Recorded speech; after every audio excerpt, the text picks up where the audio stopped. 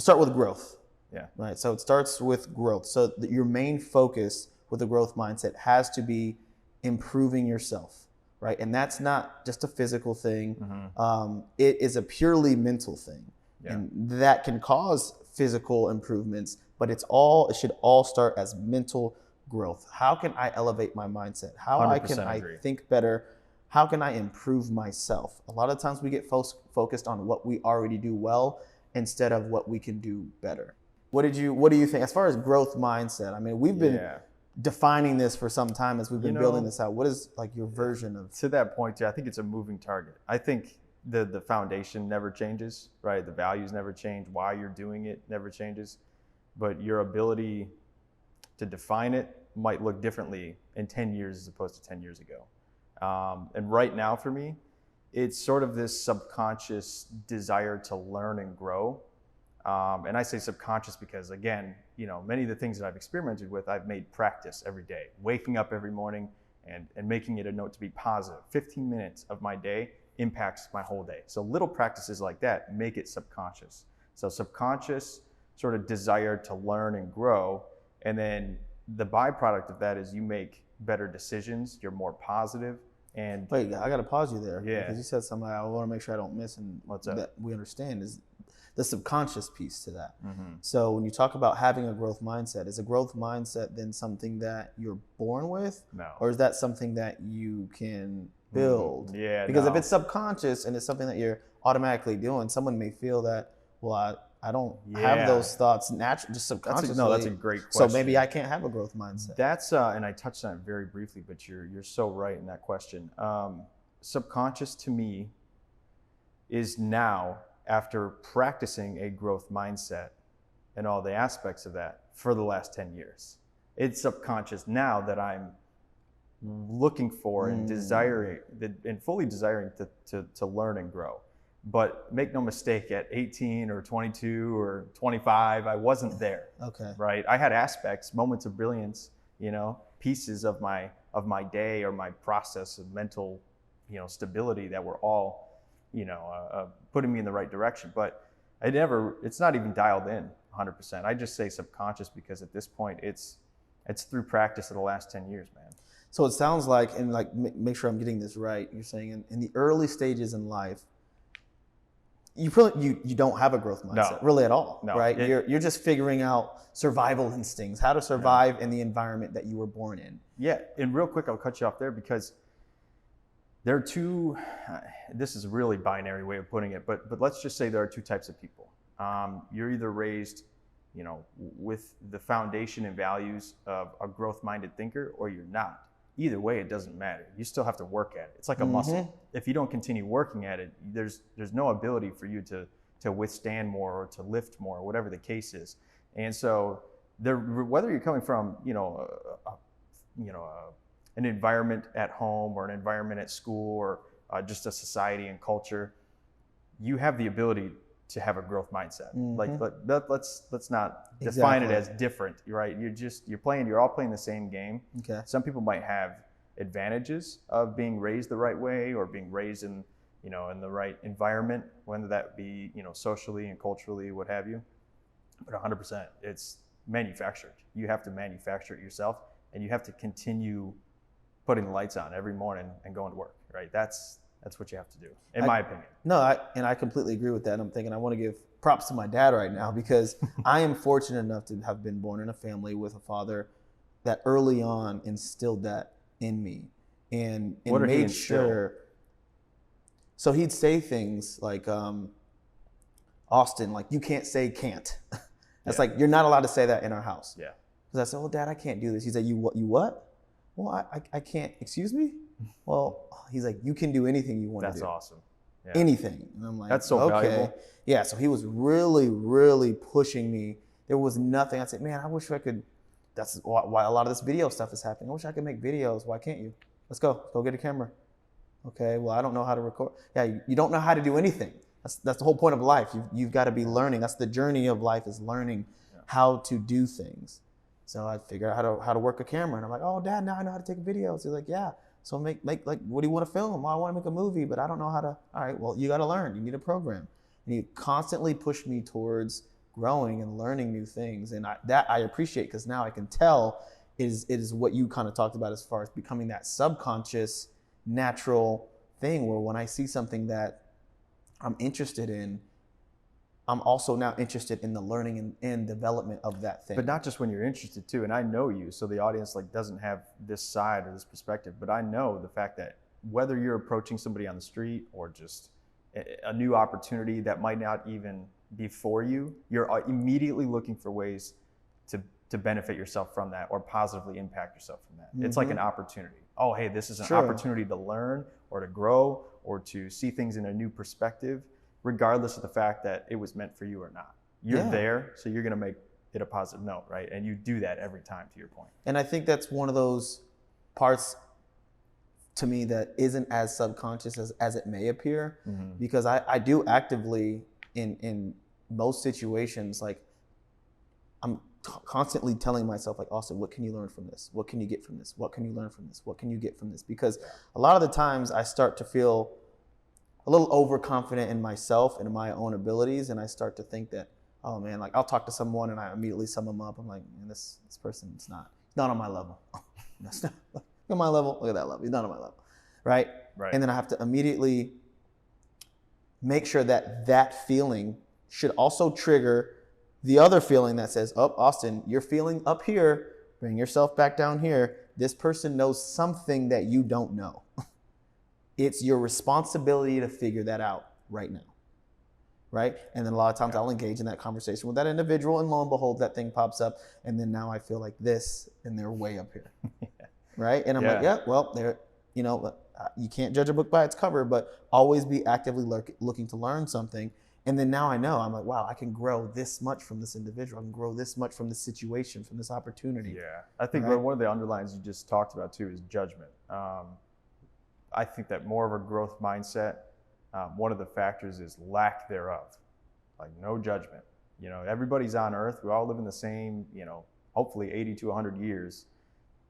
We all have the same process to learn and grow, right? Well, you know, I'm expecting 98, you know what I mean? So, no, it's just judgment, right? I mean, you can't, everybody's situation is different. You don't know what demons they have. You don't know where they came from. You know, all you know is you see them, you know, at a moment, a brief glimpse in time as to where they are, but you have no idea where they came from. It's so easy to judge in that moment too. Yeah, dude. It's so easy to judge in that moment. Yeah, people get defeated too nowadays, man, of just giving in to the societal norms, right? The, you know, who's driving the nicest car, or who's got the most money or biggest house or whatever. I mean, I think one of the top Google searches is like net worth of celebrities. Yeah. Listen, if you put yourself in that position, do you buy the nice car, buy the nice house, you worked hard, you deserve it. But for other people to put those people up on a pedestal for those reasons is wrong. What they should be doing is putting people in the perspective or in the light of what it took to get them there, right? Not just by happenstance, but what kind of work do they put in? I think you just brought up something really, really big there in terms of us talking about growth mindset, and then how people tend to give value to something, and it's typically financial, you know, or something that someone has based on assets. How do we start creating a shift towards the growth mindset, someone's mindset in and of itself being what's valuable and not necessarily what they have? Because you could almost say someone like Jeff Bezos was just as valuable, you know, 20 years ago as he is right now. Right. The only thing that's changed is he's built a business, and obviously the growth of himself in between. But his mindset before he made all the money was something that was to be sought after. So how do we start looking at that and analyzing that type of mindset and promoting the value of someone's mindset over just assets and things like that? That's a tough question. That's a great question. I think there's multiple ways we can look at this. It's the first step. Yeah, the first step, man, you got to know yourself before you're even paying attention to anyone else. 100%. It's a big first step. We've talked about sort of delivering that 3-piece package to our younger selves and what it would consist of. It's yourself. It's learning about yourself, right? And you know, it's maybe it's gimmicky or whatever you want to say, but I think it's more valuable for younger generations nowadays to go travel the world and to experience life in a different way so they can understand themselves and how they operate within this world. That'll ultimately impact them in a more positive way and lead to things like joy and happiness. Mm-hmm. And so to your point, when you wrap all that up and you put it in a bow or a package, bow it up, and 100% understanding yourself, right? Because when you understand who you are, what makes you happy, your triggers, anything like that, the byproduct of that is you humble yourself.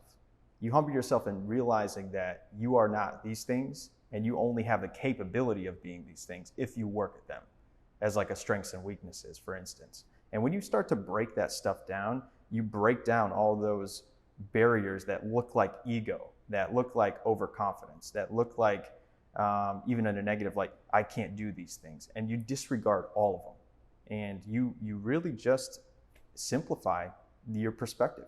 And I think when you do that, you start to look at other people and other things and experiences as opportunities to learn and opportunities to grow. And the byproduct of that is you have less judgment. You impact people more positively. And ultimately, and I really think this is just a piece of the pie when it comes to evolution of mankind and our modern life.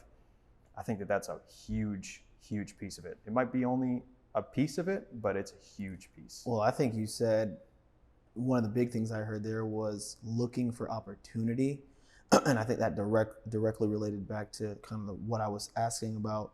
How do you start visualizing and seeing and understanding who's got a specific type of mindset and elevating that? And I think the person with the kind of mindset that we're talking about, that we're describing, that we aspire to have ourselves, is someone that is always looking for opportunities.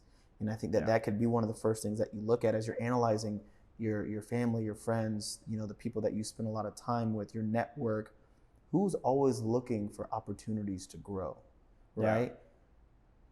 Yeah. You should be, mm-hmm. right? And then look out and say, man, if you notice someone that's always, that person's always looking for an opportunity to improve themselves, always looking for an opportunity to grow and expand and try something new. I think that's you identifying someone with a growth mindset, right? Someone that is looking to learn more about themselves, more about the world, more about opportunities, Yes. And I think that's something that we should try to mirror as much as we can. And then to your point, looking back, like the first step, I think you nailed it, like understanding who you are. And that's one of the big, and that's what takes the 15, 20 years right there. Yeah. Right. Well, longer than that. It's an infinite game. It's like an infinite game. Right. You're constantly learning about yourself, but really starting to break yourself down and knowing, man, how do I think? How do I learn? How do I grow? Yeah. And once you figure that out, then you can start figuring out how valuable you are, how to increase your value, what is value, and really start growing into what you want to grow into. You know what? And I have a question for you, but before I want to make this last point, because the science is very, very young from this aspect, but we talk about, and it's out there everywhere, right? The books like The Secret, and they talk about the law of attraction and the law of vibration, right? I really think that we're just soon to break the barrier on the science behind positive frequency and a positive mindset and what that impacts. So while I might not have the data right now, because we as a society don't, to back that up, I do know that a positive vibration or thought is put out at a higher frequency than a negative. And that's the one thing we know, at least so far. So just in understanding that as a basic scientific factor, you should immediately start to break yourself down and realize where you're thinking negative and the impacts it could have on your life in total. And so when you focus on thinking more positive, understand that the science is, while it might be early, there's already early scientific facts that indicate that thinking more positive will impact your life in a more positive way. And that is part of understanding yourself. When you start and you do that, I think that's... Give me the 30-second breakdown though, like the quick, what do you mean by like the scientific side of positive thinking? Are you saying that like a positive thought shoots out of my brain and goes into the ethos, right? And then causes some, what do you mean by that? And mind you, I'm no scientist. Get it? think of it like a sound wave. Sound can be measured in frequency and different variables of it, right? And so when you put it a higher volume, you're putting out a higher frequency. But what we understand is that you can do the same with thoughts through different brain waves and measures. And they have basically gotten to the point where they understand the difference between a positive thought and a negative thought. Now, that breaks down and can be super, super relative. And that means it could mean different things for different people. Positive for one person like you is different. I was going to say, what's like a positive? What is a positive? Well, and that's thought? the science. That's why the science is still early. So I'm not going to speak, too much on that. But I do know that there's a difference clearly, and it's now proven. And all I can tell is that, simply put, a positive thought puts out a higher frequency, which, by definition, when you're doing that, more people hear it, right? And just because we can't see this frequency, more people respond to it. And it affects our chemistry and some of the molecules in our body in ways that we don't understand yet. We just know that it affects them. And so if I had just this sort of basis to wrap my theories on, this would be it. It's thinking positive, because whether or not I feel good, I know science is starting to back it in small ways. And it's just an indicator, but I think it's really key. I think an interesting side note to what you're saying here is it's cool to kind of see how we're always making these like hypotheses based on the science we don't have yet, right? And like how the world works. And it's really cool to start watching the science develop and then prove some of those things that, we, and by we I mean like civilization, kind of already, we knew, we kind of knew, we just didn't know the how. Like we knew that this caused this, we didn't know how, and then science slowly starts to explain, hey, this is how that happens.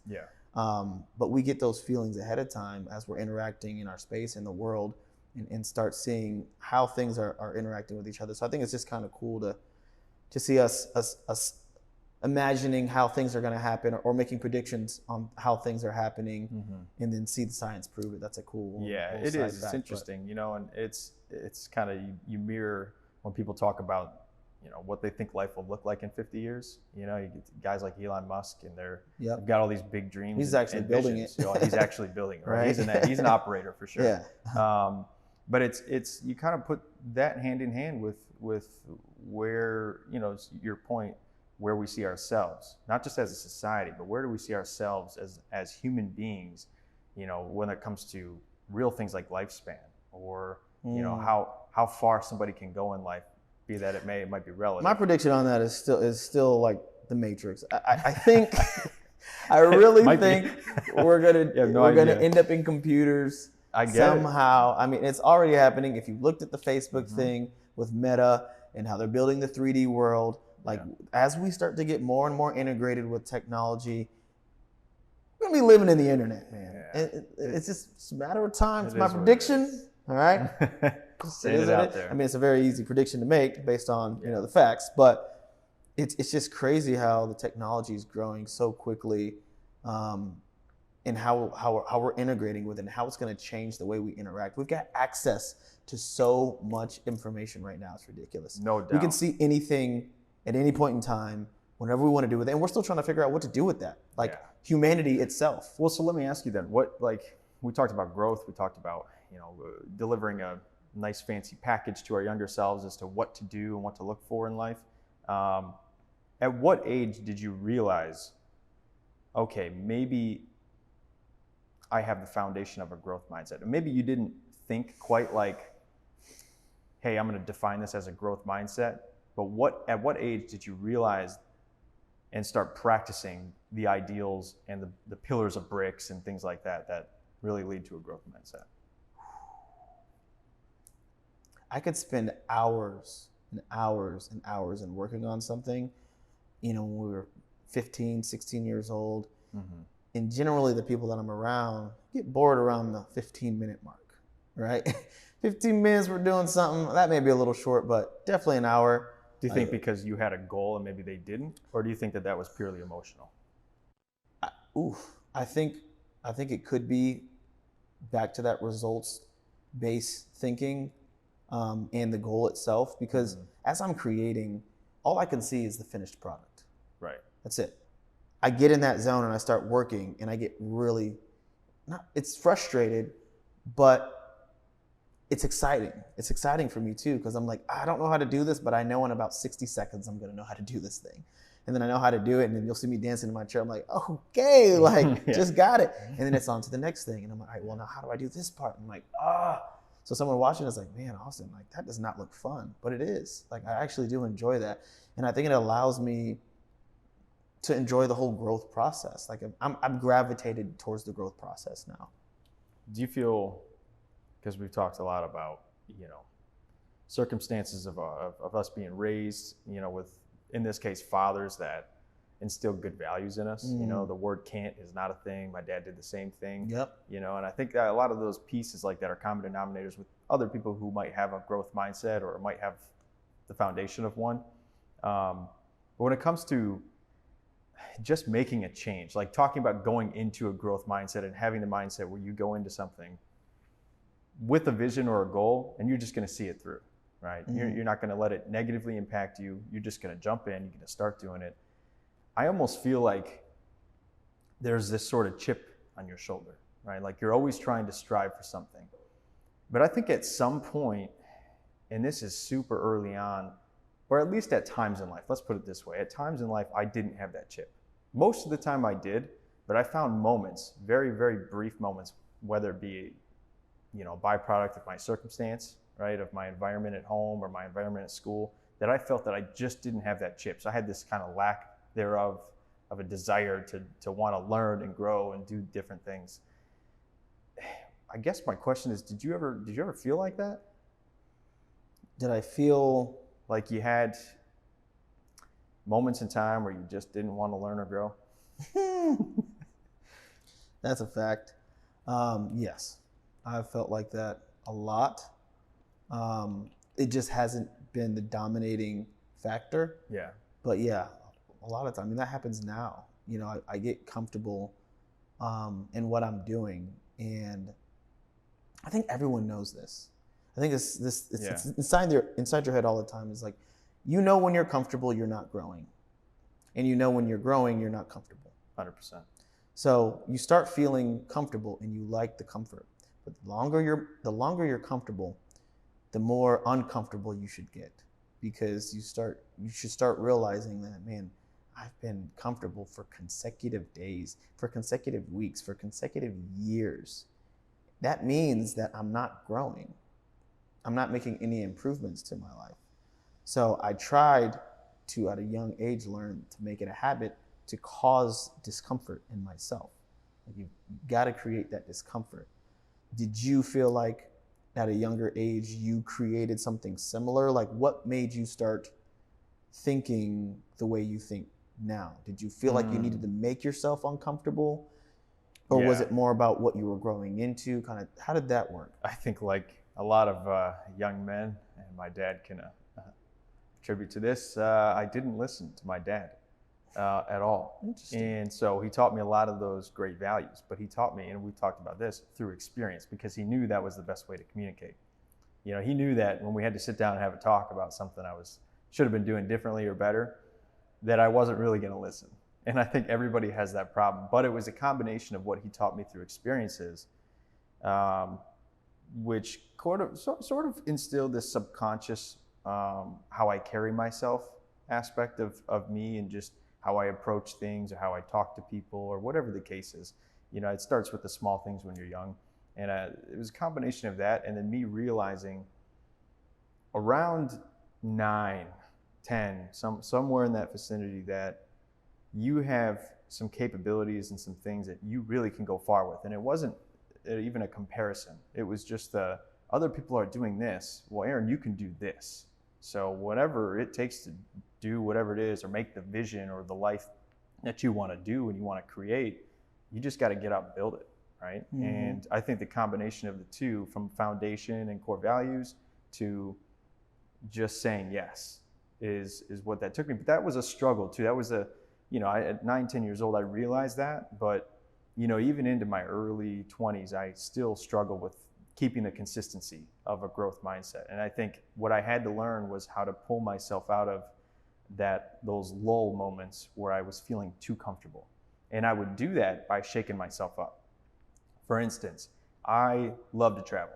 I traveled all growing up. My parents, used to take me all kinds of places, in different ways, and different experiences, and I always loved to do it. And really around, I'd say like 18 years old, I started to want and have that desire to travel more. And it was really just because I was becoming less comfortable with staying comfortable, and I wanted to grow and learn and experience new cultures and new people and new ideas.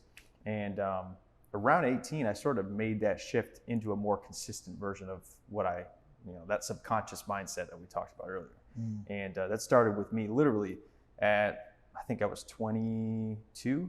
I picked up, and I was actually, we were working together at the time. And at the time, the VP, Nick, said, you've been doing really well, man. What is it that you want? And I'm like, you know what? I want to go overseas, and I want to learn Italian. I want to learn French, and I just want to embody myself with that culture. That was the first answer I had. So what I did, he said, tell me the dates. I said, all right, here are the dates. He said, all right, go. And I did. I booked a solo trip I remember over there, and I experienced all on my own, backpacking in countries I've never been in, which, for people that have done it, and especially me nowadays, I think, oh, well, now I know how to do all this stuff. But at the time, when you're trying to shake yourself from a mindset standpoint, you're trying to really learn and grow, I put myself way out there, right? And I'm talking, if my growth was the 50-yard line, I was near the end zone, man. I was really there, and learning a language and having to communicate without that, understanding how to make the experience your own, and how to just make decisions when you are living out of a backpack. I think it's just a different mindset. And so it really simplified me and kind of where I was at and where I wanted to go. 100%, it is probably the most impactful moment. And what I did with that momentum is I never stopped. I constantly looked for the new opportunities that could put me in that frame of mind and make me feel those jitterbugs. And so now it's like I'm an adrenaline junkie, and I'm, I'm about ready to dive off cliffs, man. It's getting to that point. So, no parachute, man. No parachute. I'll get the little fly suit. There you go. But yeah, man, I think that's a big part. It's just understanding your momentum too. And if, once you say yes once, it becomes easier to say yes twice. Always. Yeah. So we've gone over a lot of things. I want to kind of start wrapping things up. The second pillar of bricks. Let's talk about that. I wanted you to really kind of explain that second pillar as far as process and why we find that important and critical for success. It's a process to get you to a defined goal. And there's two parts to that, I believe, that are at least impact me. And I think that the first part is when you understand yourself and do all the things we talked about earlier. When you take the time to understand yourself and how the world impacts you and how you impact the world, you become more of a growth-minded thinker, right? Or more positive, which can lead you into more growth. When you get to the point where you're having so many of those positive and new opportunity, impactful experiences, right? And you're multiplying those day after day after day, a process then comes in to have to refine that and to spend your time on the things that are most important, So to me, I'm using that process to tailor and refine and make more proficient my day-to-day so that I can be more positive and impactful and reach the goals that I know I have. Exactly. So that's, to me, it's hard to have one without the other, right? Process, Exactly. Versus things like understanding yourself and knowing what you want to do and how you want to do it.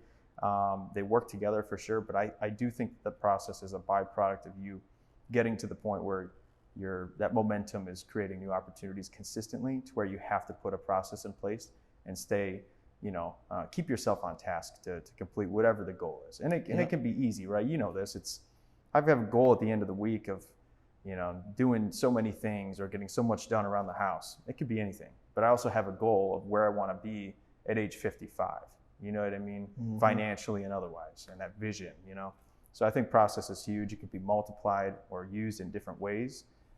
But either way, it's one of the common denominators, probably the biggest common denominator that can lead to really just goals. Yep. Accomplishing attainment goals. of that goal. And the attainment of the goal. But I mean, I'm curious to know, because you and I think differently from a perspective standpoint. Like, what is your definition of that? Like, how do you define the second pillar? So I think having a process-driven approach to pursuing your goals is the only way to have repeated goal attainment, or actually any goal attainment. I think it's easy to think of a goal, but it's the person that takes the extra step to create the process that actually drives towards that goal. And as the bigger the goal gets, the more important it is to have a process that's going to be driving you towards that goal.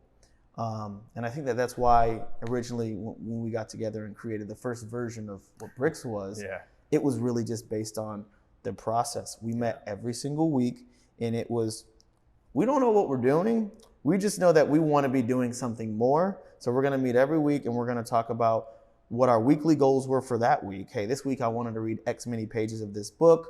This week I needed to get this version of this part of the business down, written down. The smaller, it was the broken down part of the process of the bigger goal. So we took that bigger goal, and to your point, we broke that down into those weekly objectives, and then we met weekly. And I think every goal needs that. Every goal needs, what's the process, the daily process that you're going to go through, or weekly process, to get you one step, 2 steps, 3 steps closer to that goal. And I think the other critically important piece of that is measuring your growth and measuring your pace towards that goal. Because a lot of times people say, okay, I've got a goal, I've created a process, I'm gonna go to the gym, I wanna be in shape, that's my goal. My process is to go to the gym 3 times a week and eat healthy.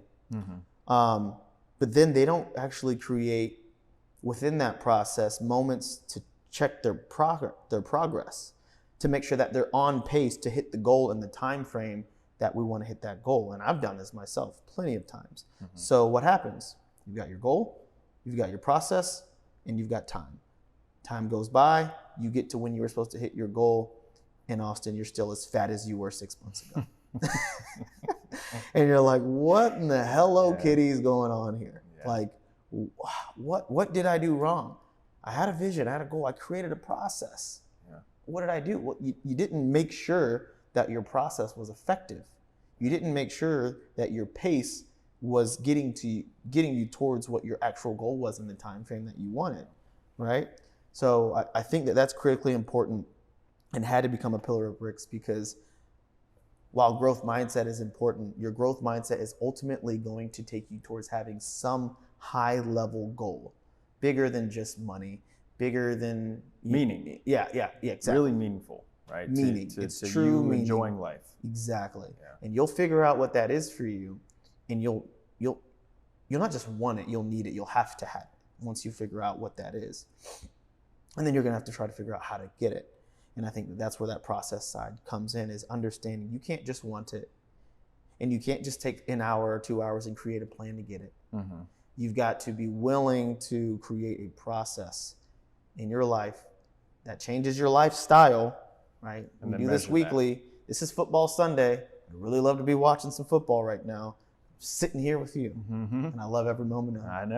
I know you do. Right? So some of those processes are going to, maybe take away from some of the other things you could be doing. Well, but when balance. you have that, exactly. You've got to have that balance. Yeah. But when you've got that vision, you've got that goal, and you see what that thing is that you could turn into, that actually allows you to positively impact your environment.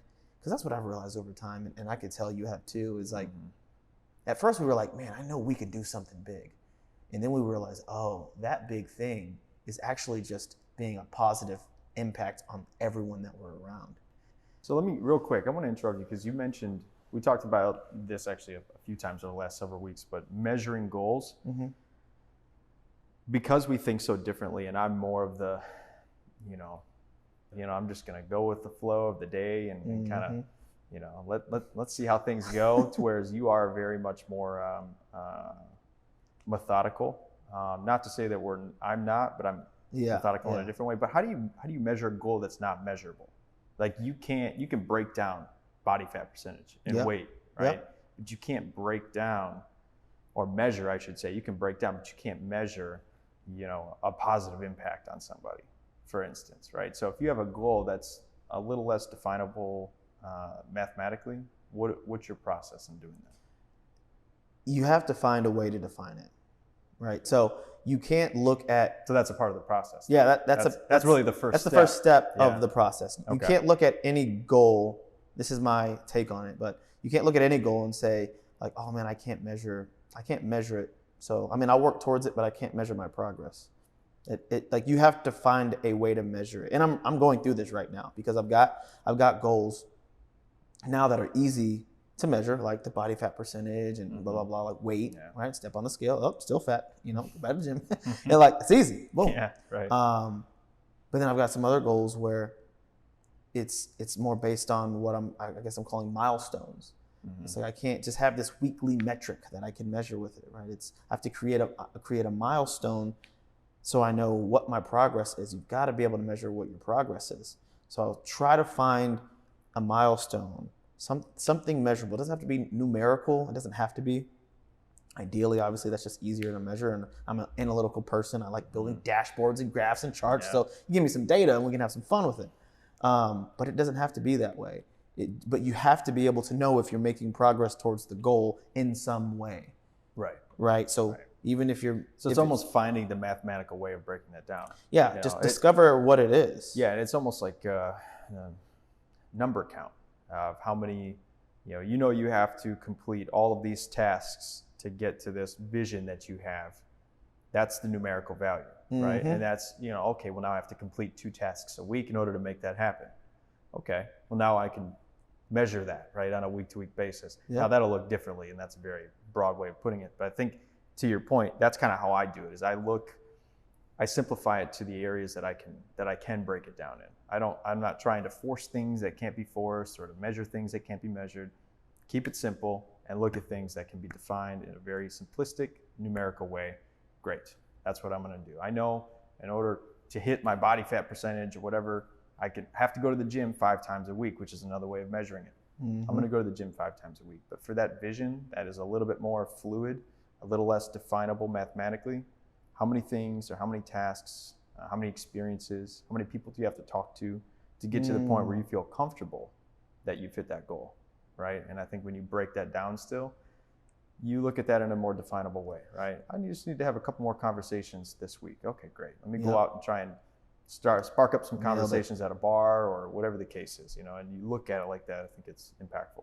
Yeah, I love how you brought up just like even narrowing it down to the task level, just looking at like completing a specific tasks on a week-to-week basis and measuring those tasks. It's just looking at, all right, what's the end goal? What are the little things I can complete to get me there that are measurable, and then trying to get to that. So yeah, I think that's great. Awesome, man. Yeah, I mean, I think I hope and I think that we touched on a lot of valuable things today. I know for a fact that somebody is going to get some piece of value out of what we talked about. I hope so. So, thanks, man. All right.